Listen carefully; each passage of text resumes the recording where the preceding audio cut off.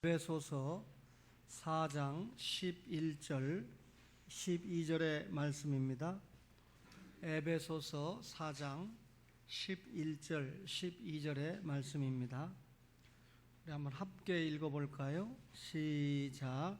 그가 어떤 사람은 사도로, 어떤 사람은 선지자로, 어떤 사람은 복음 전하는 자로, 어떤 사람은 목사와 교사로 삼으셨으니 이는 성도를 온전하게 하여 봉사의 일을 하게 하며 그리스도의 몸을 세우려 하심이라.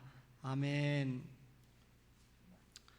하나님께서 교회를 성장시키고 또 성숙하게 만들기 위해서 각 사람에게 은혜의 분량대로 선물을 주십니다. 그 선물 중 하나가 직분입니다. 교회에는 여러 가지 직분이 있는데 오늘 여러분과 제가 에베소서 4장 11절과 12절을 읽었는데 거기에 보면 직분이 다양하게 나타나고 있죠. 직분은 여러 가지로 나타나지만 특성은 같습니다. 제가 여러분에게 직분의 특성이라고 말할 때 세상의 직분과는 구별되기 때문에 특성이다 이런 표현을 썼습니다. 우선 교회의 직분은 교회의 주가 되시는 그리스도께서 부르시고 세우신다라고 하는 특성이 있습니다.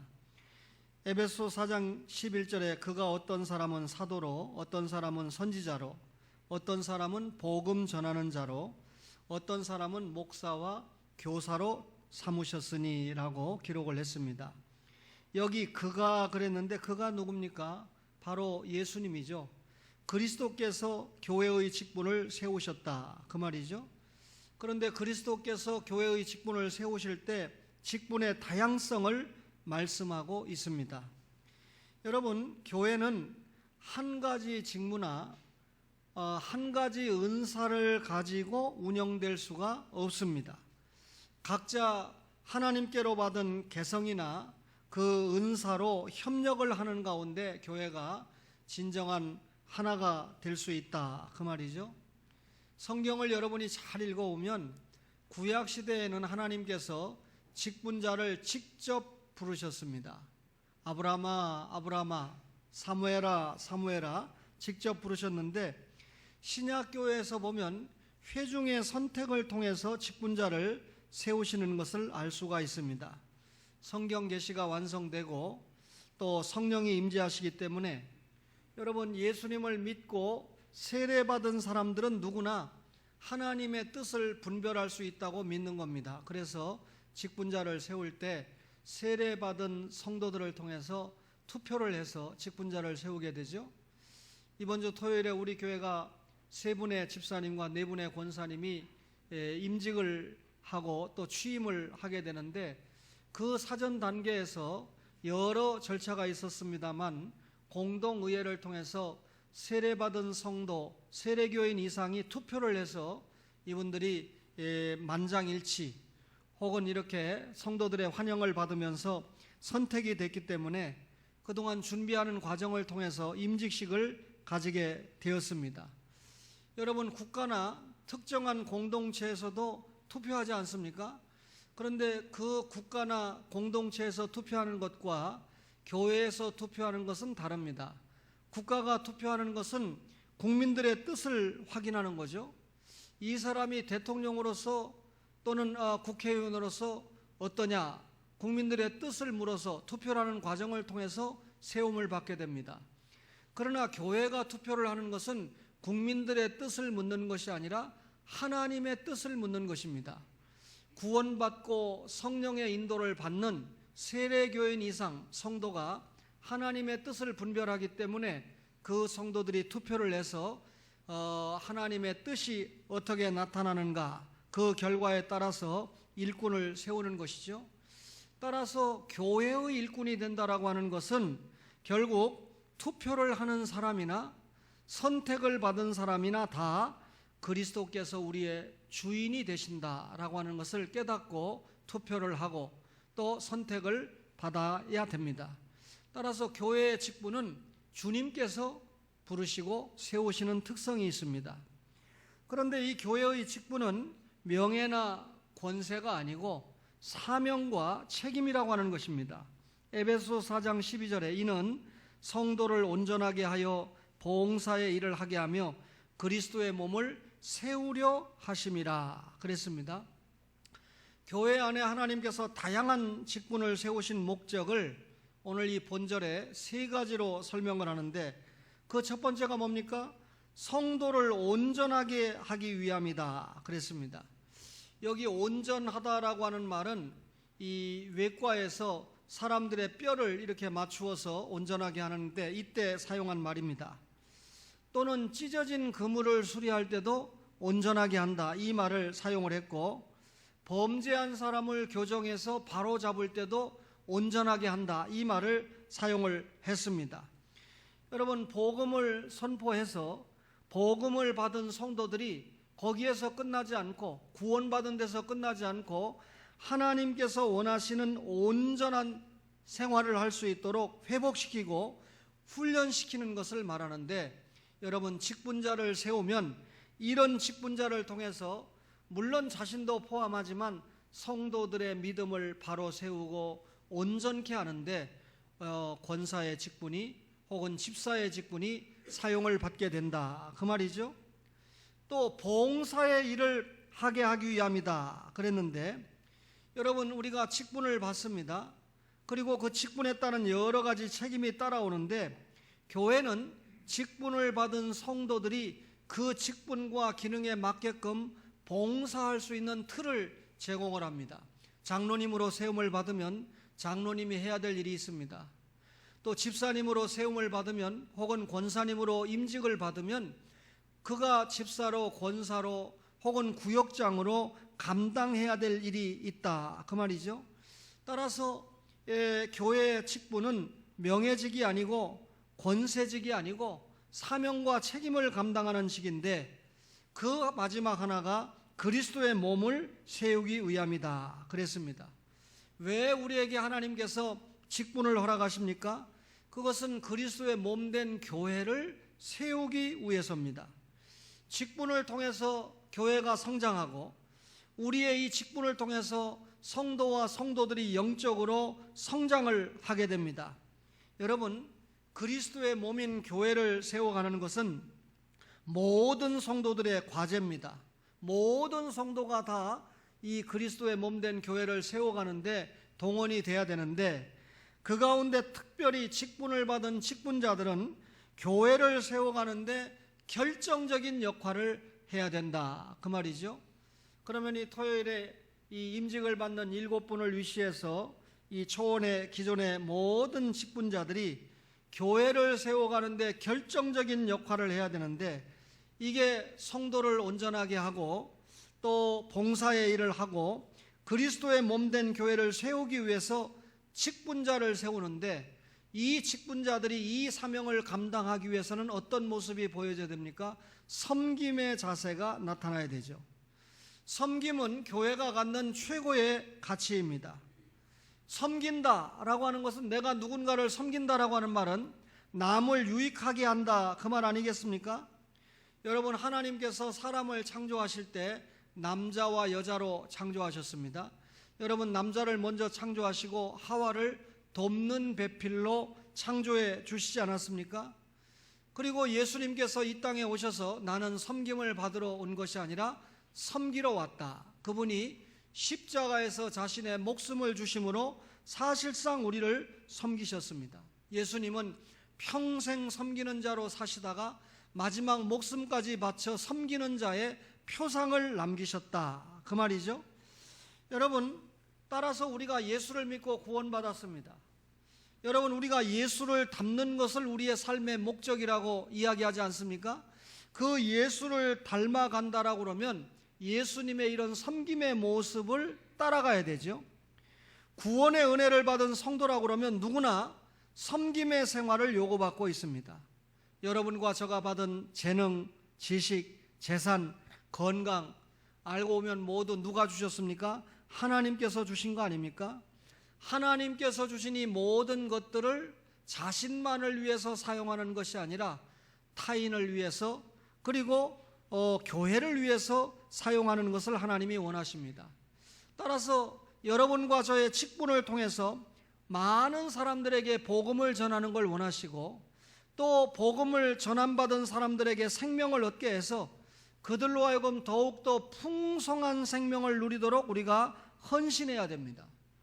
그런데 여러분, 한국 교회가 직분을 세울 때 직분이 명예가 되고 혹은 직분이 권세가 되는 아픔이 있습니다. 어떤 때는 장로 투표를 하고 권사 선거를 하는데 선거 운동을 합니다. 그래서 사람들에게 음식도 대접하고 잘 부탁하고, 여러분, 이 목사의 모임인 총회나 노회에 가보면 노회장이 되기 위해서, 총회장이 되기 위해서 정치를 하는 때가 있었습니다.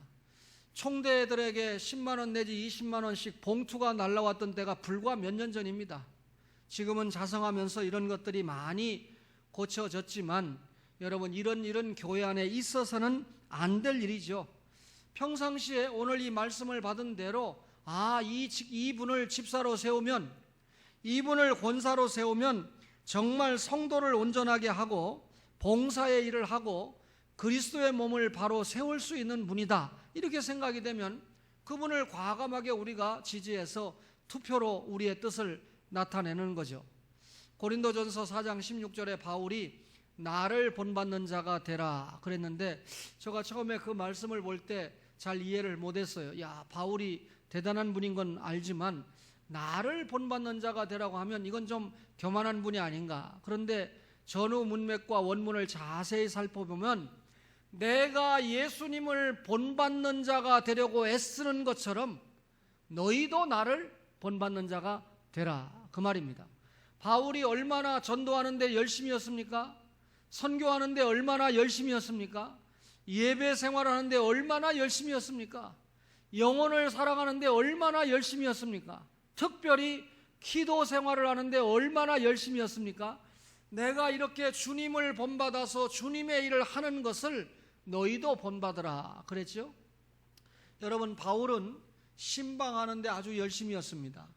1차 전도여행을 했던 곳을 2차 전도여행 했던 곳을 3차에 다시 신방했습니다. 그리고 자신이 직접 가지 못하는 곳에는 대리자를 파송을 했지요. 예를 들면 에베소 교회 직접 가지 못할 때 디모데를 파송을 해서, 또는 로마 교회는 베베를 파송을 해서 자신이 직접 가지 못할 때 대리자를 파송을 했습니다. 뿐만 아니라 바울은 13권의 편지를 쓰지 않았습니까? 오늘날 우리가 이 성도들을 양육하는 데 있어서 이 편지를 직접 쓴다라고 하는 게 얼마나 중요한지 모릅니다. 여러분들이 뽑은 대통령은 불행하게도, 우리는 이 불행하게도라고 하는 부사를 잘 이해를 해야 제 설교에 여러분 오해가 없습니다. 대통령을 부산 사람을 뽑아놨기 때문에 어제 중앙일보에 난 얘기입니다. 굉장히 무뚝뚝하고 뭔가 표현을 잘 못한답니다. 그런데 그 부인을 강화도 사람을 영부인으로 뽑아놨기 때문에 무슨 말인지 알죠? 강화도는 인천 아닙니까? 이분이 음식을 만들어서 여러 사람들을 초청을 해서 대접도 하고 대통령과 거꾸럽게 생각하고 있는 분들을 초청을 해서 그 부인들을 대접도 하고 이런 관계를 하면서 굉장히 관계를 원만하게 하는데, 특별히 뭔가 선물을 만들어 가지고 컴퓨터로 찍어서 쓰지 않고 대통령 부인이 직접 글씨를 써가지고 거기다 마음을 담아서 편지를 써줬기 때문에 편지를 받은 사람이 감동을 받아가지고 반대를 안 하고 마음을 녹인다 하는 그 기사를 봤습니다. 여러분, 우리 교회도 직분자들이 자기의 구역원이나 혹은 또 관심을 가지고 있는 성도들에게 혹 주일날 못 봤으면 지난주에 무슨 일이 있었습니까? 하고 함께 기도했습니다, 염려했습니다, 애정을 담아서 평상시에 상대방의 어떤 장점도 좀 기록을 하고 해서 편지를 보내주면 대단히 중요한 교회 봉사죠. 성도를 온전케 하는 거죠. 그게 그리스도의 몸을 세우는 거 아닙니까? 바울은 이렇게 직접 교회와 개인에게 편지를 썼습니다. 뿐만 아니라 바울은 사람의 영혼을 움직이는 게 어떻게 내 마음대로 됩니까? 그죠? 언젠가 제가 이런 강의를 하니까 한 신학생이, 목사님, 인격이 안 된 애들에게는 편지를 써도 소용도 없습니다 그러더라고요. 근데 내가 맞습니다. 여러분, 그러나 그 아이에게도 편지를 써줄 때 언젠가 주님이 톡 쳐주시면 옛날에 선생님이, 전도사님이 나에게 이렇게 사랑을 많이 해줬는데 하고 후회하고 깨닫고 회개하고 자신이 또 예수님을 잘 영접하고 회복이 됐을 때는 그런 신앙생활을 할 것이다. 사람의 마음을 못 바꿔요. 그러니까 어떡합니까? 하나님이 바꿔주셔야 돼요. 그러니까 하나님께서 해달라고 어떡합니까? 기도해야 됩니다. 바울 사도는 교회를 위해서, 개인을 위해서 얼마나 열심히 기도했는지 모릅니다. 여러분, 구역 식구를 위해서 기도하는 구역장님을 만났습니까? 그 구역 식구는 행복합니다. 기도하는 여러분 장로님을 만났습니까? 기도하는 여러분 기관 회장을 만났습니까? 그 기관 성도들은 이미 상당 부분의 축복을 먹고 들어가는 것입니다. 여러분, 이렇게 교회 직분은 명예가 아니고 나 장로다, 용서하세요, 나 목사다, 이거 아니고 목사다운 헌신, 장로다운 섬김. 그게 뭡니까? 성도를 온전케 하고 봉사의 일을 하고 그리스도의 몸을 세우는 겁니다. 따라서 직분은 명예나 권세가 아니라 직분은 감당하는 사명이고 직분은 의무고 직분은 책임입니다. 이 설교를 너무 강하게 하면 7분 가운데 저는 감당 못하겠습니다 하고 또 용기를 잃어버릴 사람이 있을 수 있기 때문에 그 다음으로 넘어가겠습니다. 따라서 여러분, 교회의 직분자가 명예직이 아니기 때문에 받은 은사대로 봉사해야 됩니다. 베드로전서 4장 10절에 각각 은사를 받은 대로 하나님의 여러 가지 은혜를 받은 선한 청지기 같이 서로 봉사하라 그랬습니다. 여러분과 저가 하나님 앞에 받은 은혜의 은사가 있습니다. 여러분, 바울 서신에 은혜의 선물이라고 하는 말이 16번 등장하게 되는데요. 여러분이 은혜의 선물, 이 은사가 특별한 사람에게만 주어지는 것 아닙니다. 모든 예수 믿는 성도들에게 하나님께서 성령을 통하여 값없이 주신 선물이 우리가 받은 은사라고 하는 것입니다. 여러분, 하나님께서 자신의 교회를 든든하게 세워가기 위해서 여러 성도들에게 은사를 주셨습니다. 그리고 여러분, 직분을 주셨습니다. 여러분, 직분을 받은 사람들이 다 자기 나름대로 은사가 있습니다. 그렇죠? 따라서 그 직분을 통해서, 은사를 통해서 봉사를 해야 된다, 그 말이죠. 에베소서 4장 11절에 당시 교회의 여러 직분을 소개했는데 그 여러 직분자, 말하자면 사도나 선지자나 복음 전하는 자나 목사와 교사들이 자기가 받은 직분을 각각 받은 은사를 통해서 봉사를 했다, 그 말입니다. 여러분, 이런 봉사는 자기의 유익을 위해서가 아니라, 자기가 가지고 있는 은사를 자랑하기 위해서가 아니라, 이미 아까 말씀을 드린 대로 성도를 온전케 하고 봉사의 일을 하고 그리스도의 몸을 세우기 위해서 자기가 받은 은사를 모두 다 동원해서 사용을 했다, 그 말입니다. 여러분, 이번 주 토요일 날 어느 교회에서 우리 임직 받는 7분을 위해서 축가를 불러주기 위해서 옵니다. 근데 마침 그 교회도 반주자가 그날 연습은 시켜놓고는 그날 사정이 있어서 못 따라오니까 우리 교회 누가 반주를 해줄 수 있는지 문의를 해와서 우리 정반주자가 그날 임직을 받잖아요. 그래서 언뜻 생각이 나서 제가 한 청년에게 반주를 하라고 부탁을 했습니다. 악보를 보내달라고 했어요. 악보가 왔습니다. 그런데 평상시에 이 청년이 늘 피아노를 계속 치고 있는 게 아니기 때문에 찬송가 반주가 아니기 때문에 약간 부담을 느껴요. 그래서 이걸 하려면 좀 연습을 좀 해봐야 되겠는데 이래 소리가 나오더라고요.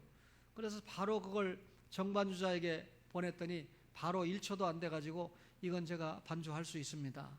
그래서 만약에 그 청년이 반주가 어려우면 1부는 예배고 2부가 임직식이니까 1부에 반주는 하시고 그리고 임직을 받도록 했으면 좋겠습니다. 그래 했습니다.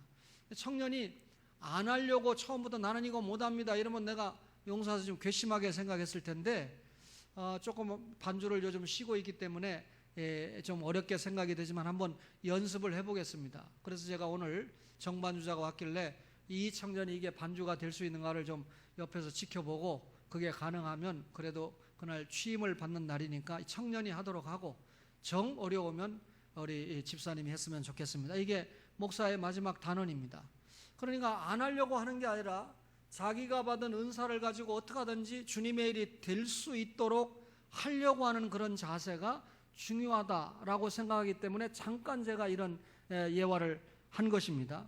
교회 직분자가요, 자기가 받은 은사를 곳곳에서 장로님은 장로님대로, 안수집사는 안수집사님대로, 권사님은 권사님대로 자기가 받은 은사를 열심히 사용할 때 여러분 주님의 교회는 그만큼 온전하게 서간다는 것이죠.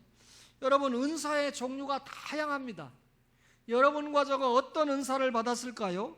고린도전서 12장 8절에 보면 지혜의 말씀의 은사다 그랬는데, 지혜는 여러분 사람이 여러분 가지고 있는 이 행하는 언행이 얼마나 깊은가 이것을 여러분 말합니다.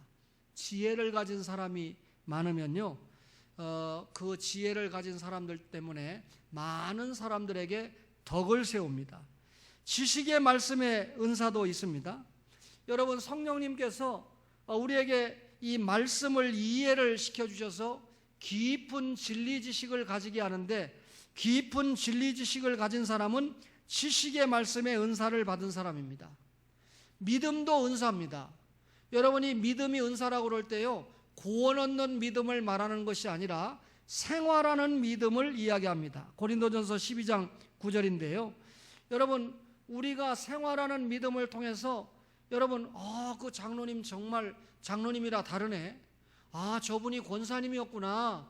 정말 뭔가 다르다 싶었는데 권사님이었구나. 무슨 말입니까? 그분은 믿음의 은사를 가지고 많은 사람들에게 유익을 주고 덕을 끼치고 있었다 그 말이죠. 근데 여러분 솔직하게 말해서 한국교회 그 사람이 장로였어? 그 사람이 권사였대?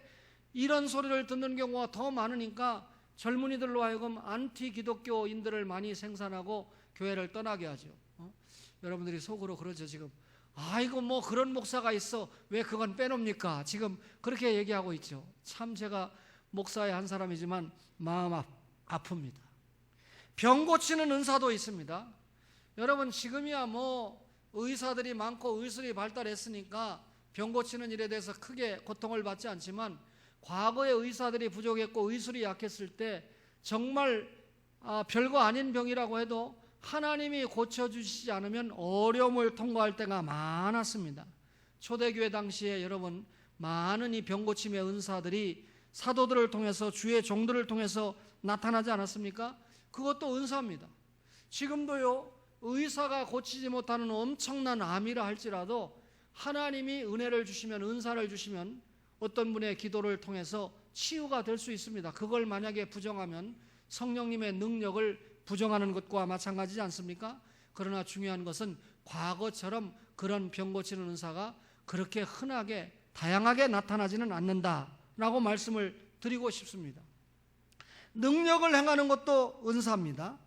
여러분 여러 가지 이 능력 가운데 마귀를 추방시키는 능력, 마귀를 제압시키는 것이 얼마나 큰 능력입니까? 그러나 이런 여러 가지 은사 가운데 이 고린도서를 참고해 보면 최고의 은사가 예언의 은사입니다. 여러분 예언의 은사 그러니까 점쟁이들이 앞날을 쪽지게처럼 얘기해 주는 것을 예언이다 그렇게 생각하는데, 자 여러분 예수님 다시 오실 것입니다. 제가 예언했어요, 그죠? 예수님 잘 믿고 여러분 주일 잘 지키고 주님 앞에 신앙생활 잘하면 하나님께서 복을 주실 것입니다. 예언했습니다, 그죠? 부모 공경하면 땅에서 잘 되고 여러분 장수할 것입니다. 예언했습니다. 그런데 이 신약시대 초기의 예언이라고 할 때는 구약 성경에 여러분 계속해서 예수님에 대해서 말씀을 하지 않았습니까? 여러분 이것을 예언이라고 했어요.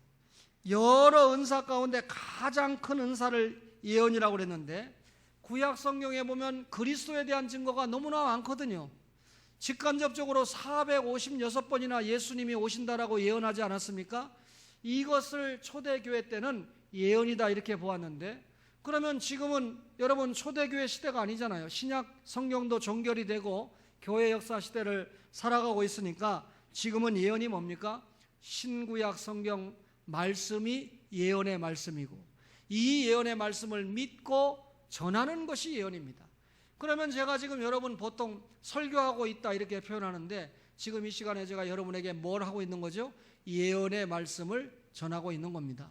그러면 목사만 전하는 게 아니라 여러분들이 이 말씀을 받아가지고 은혜가 되면 만나는 사람들에게 이런 말씀을 전할 수 있거든요. 평상시에 목사의 설교를 들으면서 신앙을 무장하고 말씀을 읽으면서 말씀을 전할 수 있는 능력을 배양해서 자기가 만나는 초신자나 혹은 구역원들에게 여러 성도들에게 말씀을 전할 수 있는데 그 앞에 여러 가지 은사를 말했지만 하나님의 말씀을 전하고 하나님의 말씀을 가르쳐주는 예언의 은사가 가장 큰 은사다.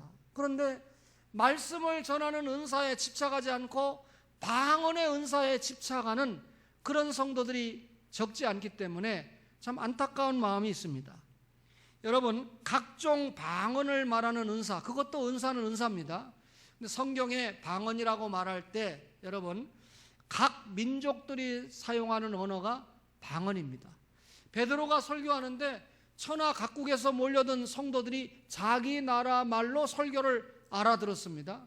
그러면 여러분, 자기 나라 말을 하고 있는 것이 자기 나라 말로 듣고 있는 것이 방언입니다. 베드로가 지금 한 말로 설교를 하고 있는데 아마 코인의 헬라어로 설교를 하고 있는데 그 말을 듣고 있는 성도들은 자기 나라 말로 듣고 있었다. 각 나라의 말이 방언이다. 근데 또 다른 하나가 여러분 하늘의 언어라고 해서 특별히 성령의 임재를 나타내는 표로 방언을 말하는데 그 방언은 누가 말할 때 옆에 사람이 들어봐도 무슨 말인지 모릅니다. 근데 그 방언을 진짜 여러 성도들의 방언을 녹음을 해서 연구한 사람이 발표를 한 거 보면 동일한 뭐가 있는데 크 발음과 푸 발음이 많이 나더라. 그래서 과연 천국에 가면 우리가 방언을 할 때 천국 방언이 크 발음과 푸 발음으로 이렇게 제한이 될 것인가 하는 데는 제가 의문을 가지고 있습니다. 그래서 고린도전서 14장 19절에 1만 마디 방언보다 5마디 말이 오히려 더 낫다, 이렇게 바울은 성경 말씀을 통해서 증언하고 있습니다. 남들이 알아듣지 못하는 1만 마디 방언을 하는 것보다 남들이 알아듣고 예수 믿고 복 받으세요, 예수 믿고 구원 받으세요, 예수 잘 믿어야 됩니다 라는 5마디 말이 더 낫다라고 말씀은 증언하고 있습니다. 혹 자기가 꼭 남들이 알아듣지 못하는 방언을 할 때는 통역을 세우라 그랬죠. 여러분, 은사의 종류는 다양합니다. 그 다양한 은사 가운데 우리 7분의 직분자들은 앞으로 어떤 경우든지 누구를 만나든지 하나님의 말씀을 자신 있게 딸에게, 아들에게, 친구에게 자신 있게 하나님의 말씀을 전할 수 있는 그런 은사를 배양하고 활용을 해야 됩니다. 은사를 사용하지 않으면 묻혀버려요. 그죠? 그래서 여러분, 실천적인 은사들이 있는데 우리가 신앙생활을 하는 데 있어서 여러 가지 실천적인 면에서 은사가 주어지는데 섬기는 은사, 가르치는 은사, 또 위로하고 권면하는 은사, 다스리는 은사, 그리고 긍휼을 베푸는 은사. 로마서 12장 7절로 8절에 보면 여러 가지 은사가 있습니다. 저도 여러분에게 설교를 열심히 하고 있는데 그런데 저보고 성도들이 그래요. 가끔 오면 목사님 설교보다 가르치는 교수가 더 어울리는 것 같아요. 성도들이 저보고 그러면 담임 목사 사임하고 교수만 하라는 말입니까? 근데 여러분, 가르치는 거 은사입니다. 제가 생각할 때 하나님께서 저에게 가르치는 은사를 주신 게 참 감사하다. 정말 어려운 책을 똑같이 2페이지 3페이지를 읽고 가르치라고 할 때 어떤 학자는 그걸 읽어놓고 진짜 어려워서 무슨 말을 하는지 나도 못 알아듣겠어요. 근데 여러분, 그것을 갖다가 제가 소화를 해서 가르치면 정말 쉽게 제가 가르치는 은사가 저에게 있는 것 같아요. 오해하지 마세요. 지금 은사를 얘기하다 보니까 얘기한 겁니다. 여러분들에게는 어떤 은사가 있습니까? 진짜 자기는 별로 은사가 없다고 생각합니까? 그러면 섬기는 은사를 택해 보세요. 그죠? 여러분, 오해하지 마세요. 제가 어제도 신학교에서 강의하면서 우리 교회 한 성도를 간증했는데 작년 4월 달에 선거하는데 얼마나 춥습니까? 4월 달에 이렇게 추워요. 그런데 한 분이 이 선거를 하는데 집에도 안 가고 또 돈 내서 여관 가서 자지도 않고 그 사무실, 선거 사무실에 그 바닥에 추운 데다가 골련대기라 그러죠. 이 라면 박스 이게 찢어서 깔고 거기서 자고 이렇게 부들부들 떨면서 선거운동을 하는 걸 보고 제가 새벽에 기도해 준다고 거기 갔다가 놀란 겁니다. 제가 가니까 문을 두드리니까 여는데 왜 여기서 나옵니까? 한데 보니까 그 안에 그걸 깔고 주무시는 걸 보고 이야, 정말 자기가 맡은 사명을 정말 목숨 내놓고 감당하는구나.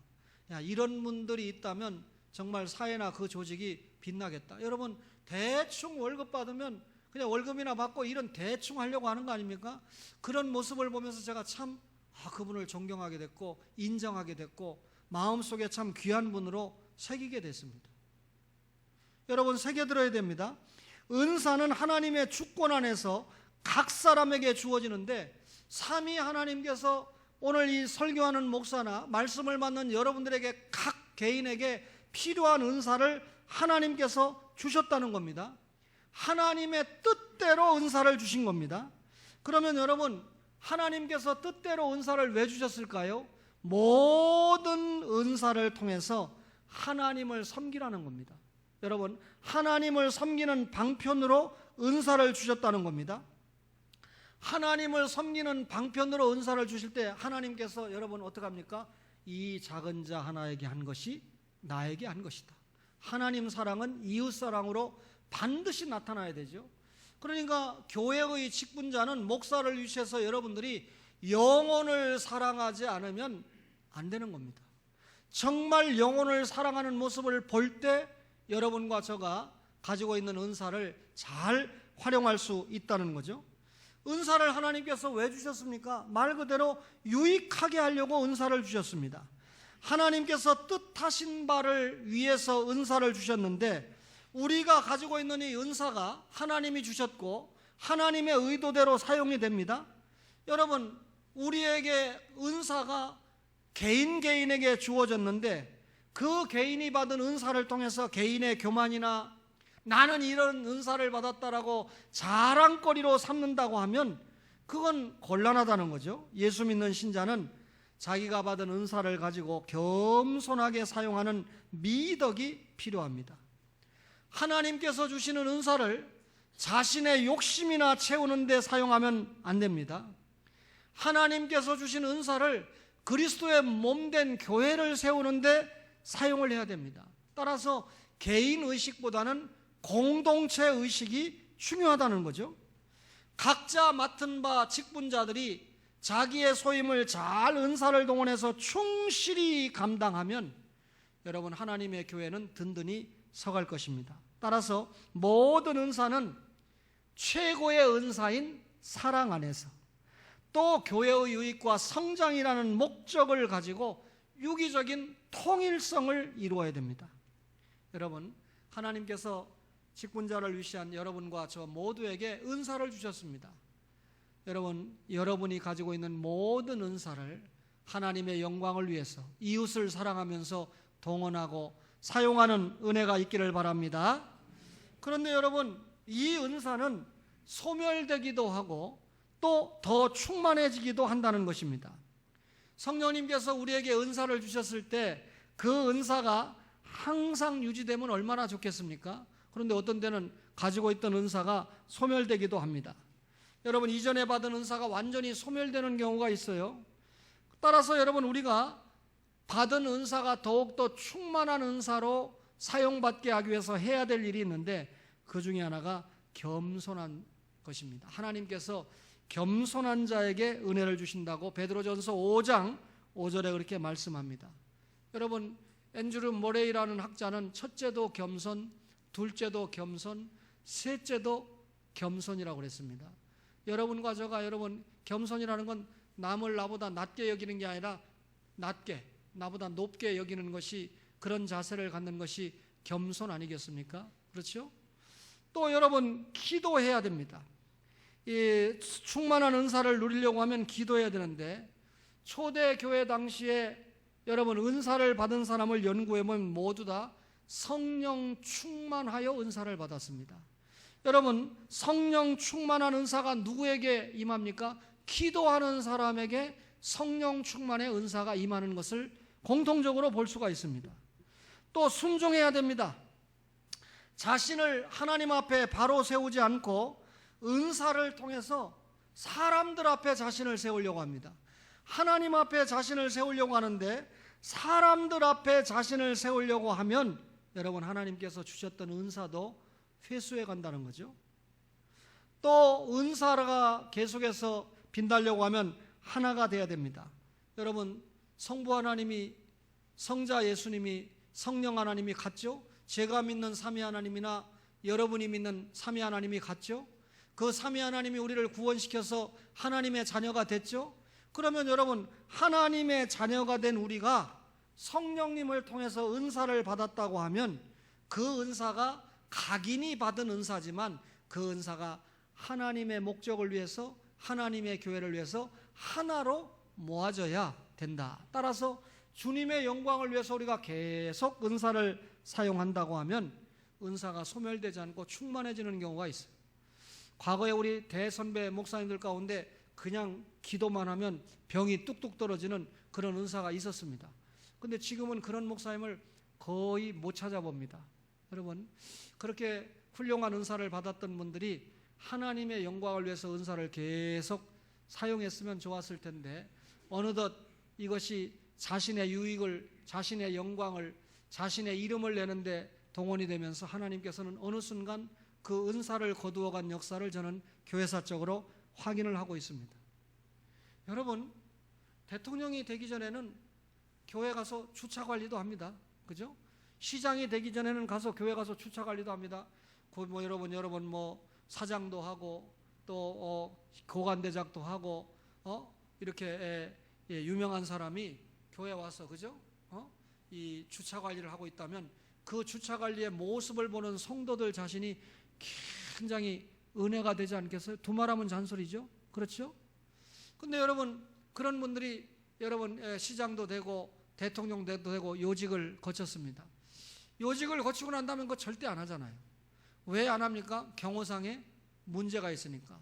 여러분 요직을 잘 거치고 교회 와서 주일날 주차 봉사하는 사람을 누가 와서 테러를 한다고 그러면 그 나라는 문제가 되겠지만은 여러분 그렇게 해서 테러를 당해서 순교를 한다고 그러면 짧은 인생 정말 길이길이 영광으로 남을 것입니다. 아마 세계의 모든 목사들이 웬만하면 1년에 2-4차례씩 그 간증 안 할 수가 없을 겁니다. 무슨 말인지 알죠?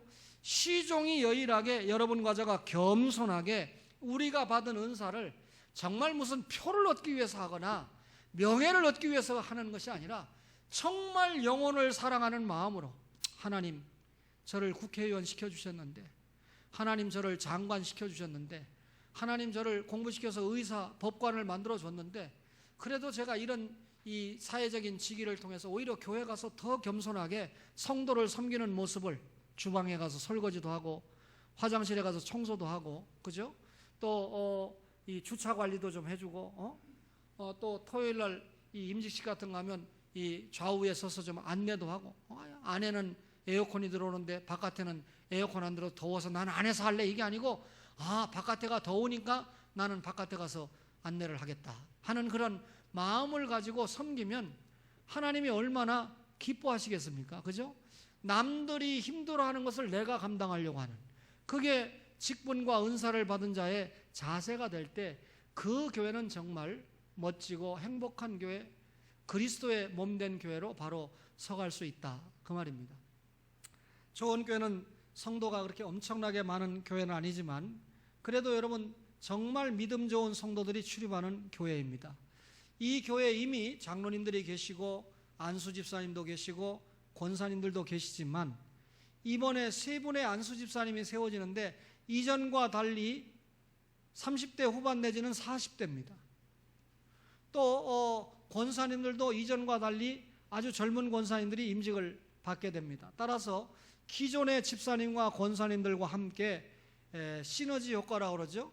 여러분 엄청난 이 직분에 힘이 더해져서 주님의 몸된 교회가 하나님께서 그렇게도 원하시는 구령의 역사, 전도와 선교, 기도와 예배의 영적 생활에 진보가 나타나는 은혜가 있을 것이다. 따라서 이번 토요일에 임직 감사 예배는 우리가 하나님 앞에 하나의 획을 긋는 축복과 감사의 이정표가 될 것이다.